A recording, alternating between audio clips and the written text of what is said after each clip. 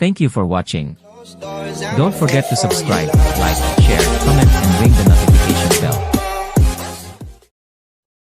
Ang ating munting bubuwit ay parating nagbabasa ng mga prediksyon pag ganitong sumasapit ang bagong taon. Gustong ibahagi ng ating munting bubuwit ang kanyan nabasa. Narito ang mga hula ni Nostradamus para sa 2024 at hindi tayo lahat ay nakatadhanang malagim at lahat ay magiging maayos at maganda.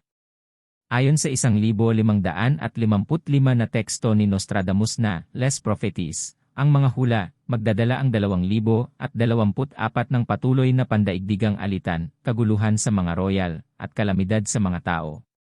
Bagaman ang kanyang mga sulatin ay malabo, tandaan na siya ay kinilala sa paghula ng pag-angat ni Adolf Hitler, ang mga atake sa September 11 at COVID, upang banggitin lamang ang ilan. Bago namin ibahagi sa iyo ang mga detalye tungkol sa 2024, mahalaga ring tandaan na ang interpretasyon ng mga hula ni Nostradamus ay kontrobersyal at hindi literal. Nagkamali na siya noon, dapat daw magwawakas na ang mundo noong 1900 at 1999 at nagpahula rin siya tungkol sa pagdating ng Antikristo sa 2023.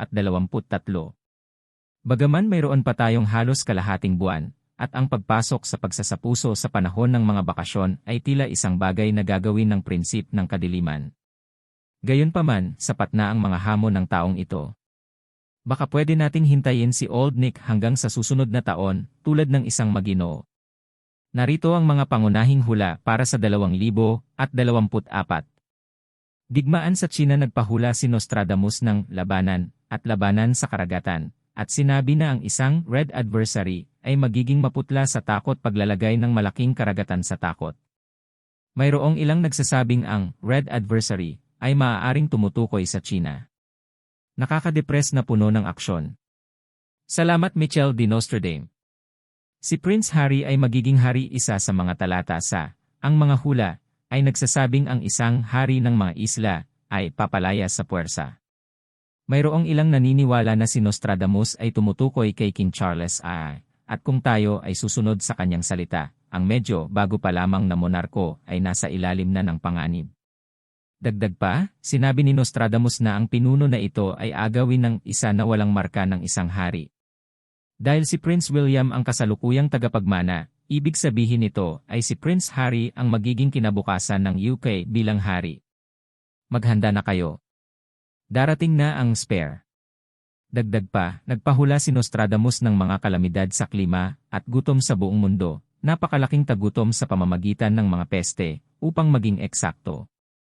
Mayroon ding bagong papa ayon sa mga hula ni Nostradamus. Sa pamamagitan ng kamatayan ng isang napakatandang pontiff, ang isang Romanong may magandang edad ang maluluklok sa sabihin tungkol sa kanya na siya ay nagpapahina sa kanyang pagiging papa, ngunit siya ay matagal na magpapalakas at magiging aktibo, ayon sa kanyang sulat. Si Pope Francis, na magdiriwang ng kanyang ika-87 kaarawan sa linggo, ay may mga problema sa kalusugan at kamakailan lamang ay hindi nakadalo sa kumperensya ng UN tungkol sa klima dahil sa pamamaga ng kanyang baga at problema sa paghinga. Sana'y hindi magkatotoo ang mga hula ni Nostradamus at hindi tayo magkakaroon ng digmaan sa China sa 2024.